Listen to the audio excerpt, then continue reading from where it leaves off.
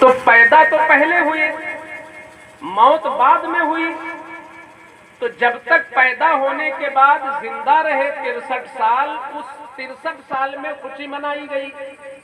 لیکن جب اسی تاریخ میں انتقال ہو گیا تو اب تو ہم کو غم منانا چاہیے اس تاریخ میں، کیونکہ اسی تاریخ میں ہمارے اور آپ کے آقا مولا دنیا سے پردہ کر گئے، ہماری نگاہوں سے چھپ گئے۔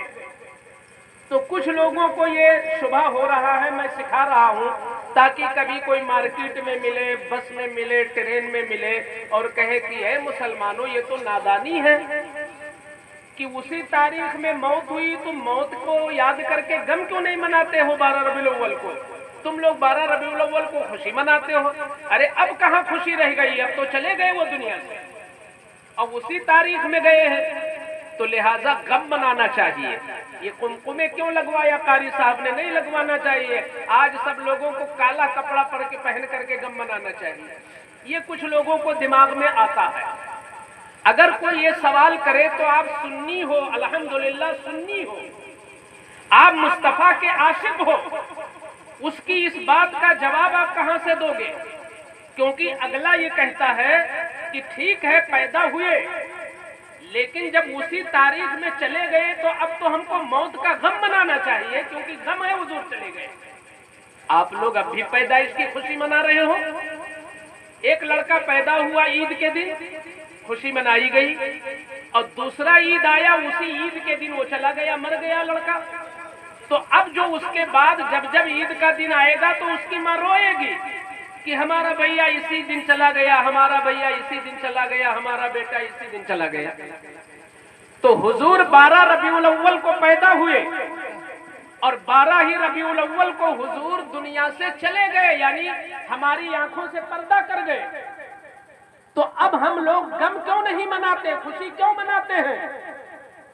یہ چیز تھوڑی سمجھنے کی ہے، یہ چیز سمجھنے کی ہے کہ ہمارا بیٹا اگر عید کے دن پیدا ہو، پہلی عید، اور دوسری عید میں مر جائے معاذ اللہ، اللہ نہ کرے، تو اب جب دوسری عید میں مر گیا بیٹا تو جب تیسری عید آئے گی تو اب آپ لوگ خود بتاؤ کہ اس تیسری عید میں غم مناؤ گے کہ خوشی مناؤ گے؟ خوشی؟ بھائی جس دن بیٹا مرتا ہے تو جب وہ دن آتا ہے تو ماں روتی ہے کہ آج ہی کے دن میرا بیٹا چلا گیا، آج ہی کے دن میرا بیٹا۔ میں نے دیہاتوں میں دیکھا ہے کہ اگر کسی کا انتقال شب برات کے موقع پر ہوا تو اس کی بیوی زندہ ہے تو جب شب برات والی وہ تاریخ آئے گی تو بیوی زیادہ روئے گی کہ آج ہی کے دن میرا سہاگ اجڑ گیا۔ تو کچھ لوگ اسی چیز پر ملاتے ہیں اس کو بھی کہ حضور 12 ربیع الاول کو پیدا ہوئے اور پھر 63 سال کے بعد 12 ربیع الاول ہی کو حضور کا وصال ہو گیا۔ تو اب تو ہم کو غم منانا چاہیے کیونکہ اسی تاریخ میں موت بھی ہے۔ کیوں تم لوگ اس تاریخ میں خوشی مناتے ہو؟ اگر کوئی یہ سوال کرے تو اس کو مطمئن کرنا پڑے گا کہ نہیں؟ آج کی ضرورت ہے کہ اس کو ہم مطمئن کریں، تو اس کو سمجھانا کہ بھائی صاحب آپ سے غلطی یہ ہو گئی ہے کہ آپ نے حضور کی طرح لوگوں کو سمجھ لیا۔ لوگوں کا معاملہ الگ ہے، حضور کا معاملہ الگ ہے۔ ایک بیٹا جب مر جاتا ہے تو باپ کو جو بھی فائدہ ملنا ہوتا ہے سب بند۔ جب بیٹا مر گیا تو اب باپ کا علاج بیٹا کرانے قبر سے نہیں آئے گا۔ جب بیٹا مر گیا تو اب بیٹا سعودی کما کر کے باپ کی کفالت نہیں کرے گا۔ اب جب بیٹا مر گیا تو جب باپ کی کسی سے لڑائی ہوگی تو بیٹا اس میں بچانے نہیں آئے گا۔ باپ جب بوڑھا ہوگا تو اس کا بیٹا اب قبر سے نکل کر خدمت کرنے نہیں آئے گا۔ کیوں؟ اس لیے کہ بیٹا مر گیا تو مر گیا۔ تو یہ جب ایک بیٹا مر جاتا ہے تو باپ اس لیے غم مناتا ہے کہ بیٹے سے جو نفع ملنا تھا وہ بند ہو گیا۔ اب قبر سے اٹھ کر نہ بیٹا مجھے کندھے پر بٹھانے آئے گا، نہ میرا ہاتھ چومنے آئے گا، نہ میرا علاج کرانے آئے گا، نہ میری خدمت کرنے آئے گا، نہ مجھ کو دشمن سے بچانے آئے گا۔ مجھے افسوس ہے کہ میرا بیٹا چلا گیا، زندہ ہوتا تو علاج کراتا، زندہ ہوتا تو میری خدمت کرتا، زندہ ہوتا تو مجھ سے محبت کرتا، زندہ ہوتا تو دشمن کے سامنے آنکھوں میں آنکھیں ڈال کر میری عزت کی حفاظت کرتا۔ مگر افسوس دس افسوس، میرا بیٹا مر گیا، میرا بیٹا مر گیا۔ اب نہ اس کی کمائی مجھے ملے گی، نہ اس کی محبت ملے گی، نہ اس کی خدمت ملے گی۔ اس لیے بیٹے کی موت کو یاد کر کے باپ روتا ہے۔ مگر واہ رے حضور کی شان، واہ رے حضور کی شان، واہ رے حضور کی عظمت کہ حضور جب ظاہر میں موجود تھے دنیا میں تو صحابہ جب ان کے نام سے بارش مانگتے تھے تو اللہ فوراً بارش عطا کرتا تھا۔ آج بھی قبر رسول میں مصطفیٰ ہے، اگر آج بھی ان کا وسیلہ بنا کر خدا سے بارش مانگی جاتی ہے تو خدا آج بھی بارش دیتا ہے۔ کل بھی مصطفیٰ کے نام پر ہمیں صدقہ ملتا تھا، آج بھی مصطفیٰ ہی کے نام پہ صدقہ ملتا ہے۔ کل بھی جب مصطفیٰ ظاہری حیات میں زندہ تھے تو جو کچھ ہمیں خدا سے ملتا تھا وہ حضور کی وجہ سے ملتا تھا، اور آج قبر میں لیٹے ہیں تو بھی حضور ہی کی وجہ سے مل رہا ہے۔ اس لیے حضور میرے لیے نفع بخش کل بھی تھے اور قبر میں لیٹے ہیں تو بھی نفع پہنچا رہے ہیں۔ تو اس لیے عام انسانوں کی طرح حضور کو سمجھنا یہ بدعقلی ہے۔ عام انسان مر گیا تو نفع نہیں ملے گا، اور حضور قبر میں لیٹ گئے تو حدیث میں ہے کہ ہر پیر کے دن ساری امت کے نامے اعمال حضور کو قبر میں دکھائے جاتے ہیں، اور جس امتی کے نامے اعمال میں نیکیاں زیادہ دکھتی ہیں تو حضور برکت کی دعا کر دیتے ہیں۔ مثلاً آج کی رات میں آپ بیٹھے ہو نا میلاد رسول میں، اللہ کی عزت کی قسم یہ پورا منظر قبر رسول میں پیش کیا جائے گا تو حضور برکت کی دعا کریں گے کہ اللہ میرے امتی کو اور اسی طرح توفیق عطا فرما۔ اور اگر کسی امتی کا گناہ دیکھتے ہیں حضور، ارے یہ تو جھوٹ میں مشغول ہے، یہ تو شراب پی رہا ہے، یہ تو نمازیں نہیں پڑھتا ہے، یہ تو دوسروں کی چغلی کرتا ہے، یہ تو حسد میں مبتلا ہے، تو حضور افسوس بھی کرتے ہیں اور اس کو بچنے کی توفیق کی دعا بھی مانگتے ہیں۔ تو یہ بتاؤ کہ حضور قبر میں لیٹے ہیں، نفع مل رہا ہے کہ نہیں مل رہا ہے؟ نیکی کرو تو برکت کی دعا کرتے ہیں، گناہ کرو تو اللہ سے ہماری طرف سے معافی مانگتے ہیں۔ تو حضور کا نفع کل بھی تھا، حضور کا نفع آج بھی۔ تو اس لیے یہ کہنا غلطی ہے، یہ کہنا بدعقلی ہے کہ حضور چلے گئے تو اب غم منانا چاہیے۔ ایک اور ہم مسئلہ سکھا دیں آپ لوگوں کو، شریعت میں یہ ہے کہ غم منانے کی ویلیڈیٹی صرف 3 دن ہے۔ چاہے جتنا بڑا حادثہ ہو جائے تو شریعت یہ کہتی ہے کہ 3 دن سے زیادہ مت رو چلاؤ۔ ویسے تو صبر کرنا بہت اچھی بات ہے، لیکن صبر نہ ہو سکے تو 3 دن آپ غم منا سکتے ہو، رخصت 3 دن۔ ہاں اسپیشل طور پر ایک ایسا موقع آتا ہے کہ 4 مہینہ 10 دن غم منانا جائز ہے، وہ بھی کس کے لیے؟ بیوہ عورت کے لیے۔ جس عورت کا شوہر مر جائے، جس کا سہاگ اجڑ جائے، تو اس بیوی کو شریعت اجازت دیتی ہے کہ تو 4 مہینہ 10 دن غم کر سکتی ہے، کیونکہ بہت بڑا حادثہ تیرے لیے ہو گیا، تیری زندگی کا ساتھی چلا گیا۔ گویا کہ شریعت میں 4 مہینہ 10 دن سے زیادہ کوئی غم نہیں ہے۔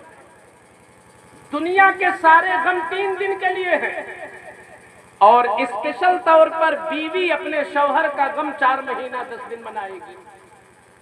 اب میں آپ سے پوچھنا چاہتا ہوں، اگر آپ موبائل چلانا جانتے ہو تو میری باتوں کو سمجھ لینا۔ یہ بتاؤ کہ بیٹا مر جائے، باپ مر جائے، بھائی مر جائے، چچا مر جائے، ماموں کا انتقال ہو، خالو کا انتقال ہو، استاذ کا ہو، پیر کا ہو، کسی کا ہو، غم کتنے دن منا سکتے ہیں بولیے؟ 3 دن نا، 3 دن سے زیادہ نہیں۔ جبکہ ہمارے بھائی کا جو انتقال ہوا وہ مکمل انتقال ہو گیا، کیونکہ اب بھائی کے ذریعے ہمیں کچھ ملنا ہی نہیں ہے۔ تو جس کی زندگی واقعتاً مٹی میں مل گئی، اس کی موت پر صرف 3 دن، اور جس کا عالم یہ ہے کہ اپنی قبر میں اس طرح مصطفیٰ لیتے ہیں کہ جب چاہتے ہیں قبر سے نکل کر باہر تشریف لے جاتے ہیں. تو ان کی موت پہ لوگ 1400 سال سے غم منا رہے ہیں. یہ کتنی بڑی بدعقلی ہے, یہ کتنی بڑی بدعقلی ہے.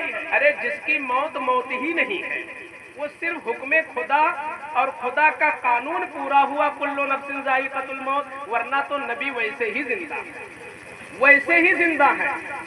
بلکہ کسی کسی کی جنازے میں حضور تشریف لے جاتے ہیں.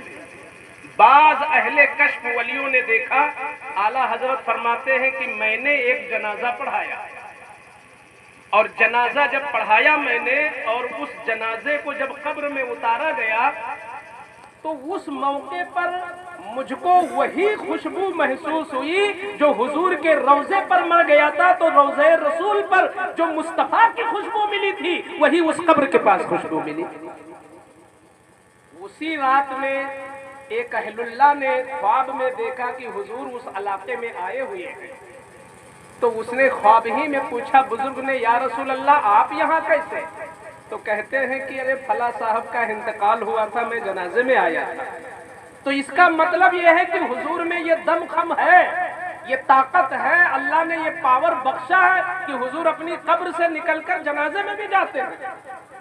تو جو بیٹا مر کر مٹی میں مل گیا, اس کی موت پر 3 دن کا شوق. یہ کتنے نادان لوگ ہیں کہ 1400 سال سے حضور کی موت پہ غم منا رہے, جن کا مرنا نہیں, وہ جینا ہی ہے, وہ زندگی ہے حضور کی.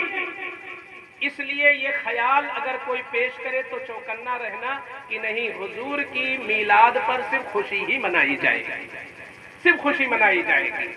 حضور دنیا میں آئے تو پوری دنیا میں انقلاب برپا کیا حضور نے. ابھی بچے سے آپ تقریر سن رہے تھے کہ پوری دنیا سسک رہی تھی, پوری دنیا رو رہی تھی, چیخو پکار میں تھی. جس کی لاٹھی اس کی بھینس کا معاملہ تھا. ایسے ظلم بھرے ماحول میں مصطفیٰ آئے تو مصطفیٰ نے سب کو سب کا مقام عطا فرمایا. ایک بیوہ کے لیے بات آ گئی تو عرض کرتا ہوں, آج بھی بیواؤں کے ساتھ وہ محبت نہیں ہے.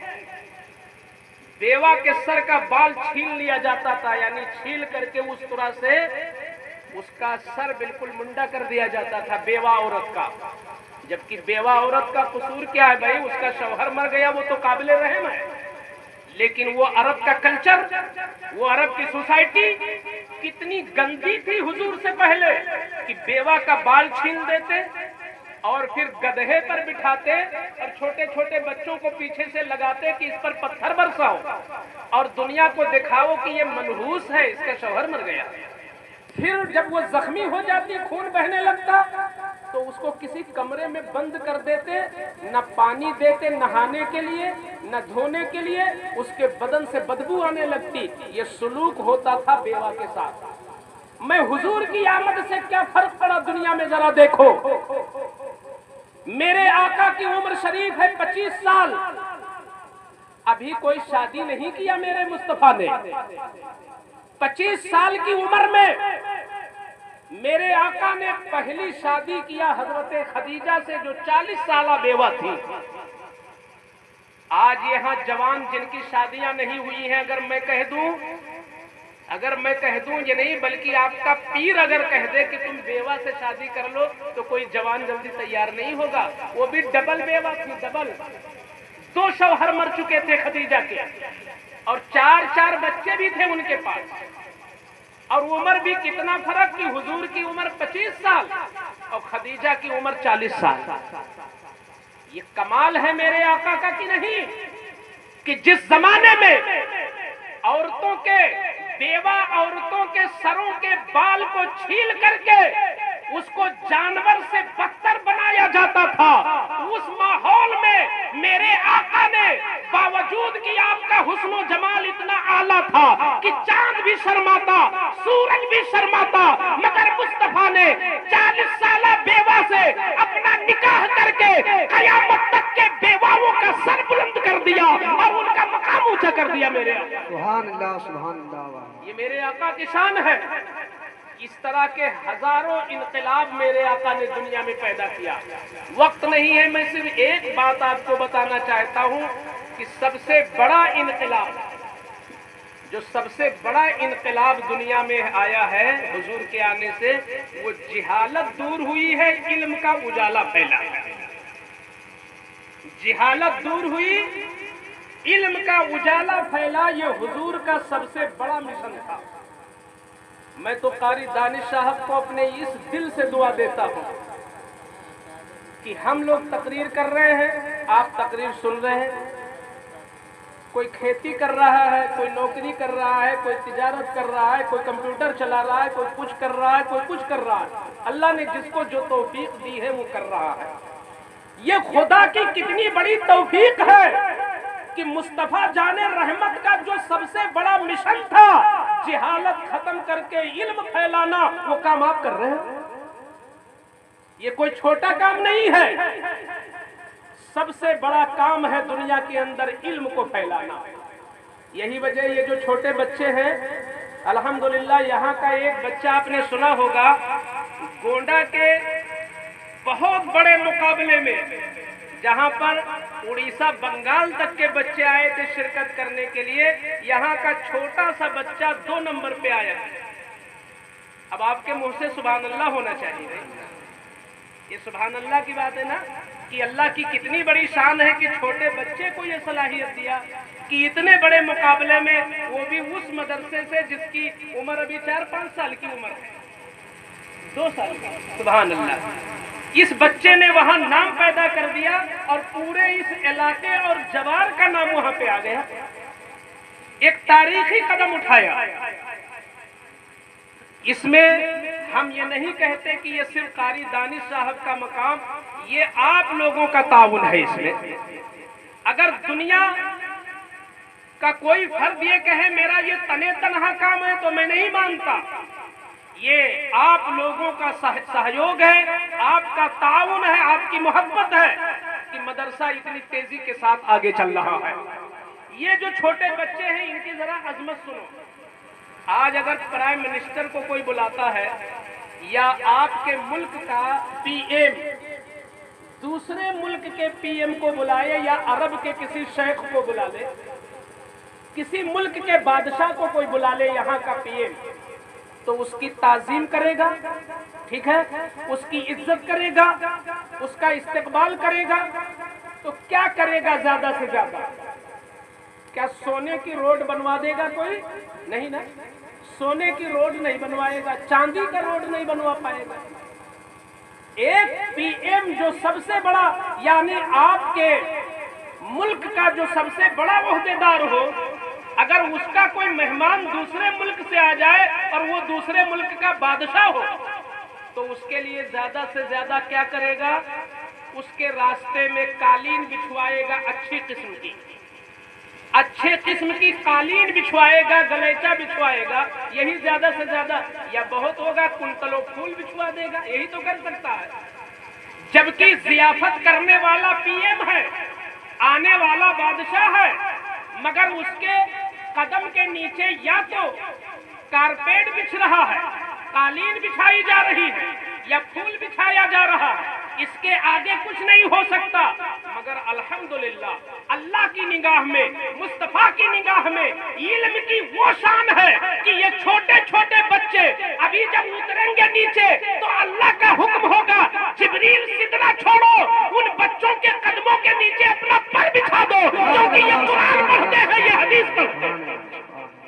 یہ چھوٹی شان نہیں ہے کہ ملک کے بادشاہ کے نیچے قالین بچھے اور آپ کے چھوٹے بچے کے قدم کے نیچے فرشتوں کا پر بچھ جائے.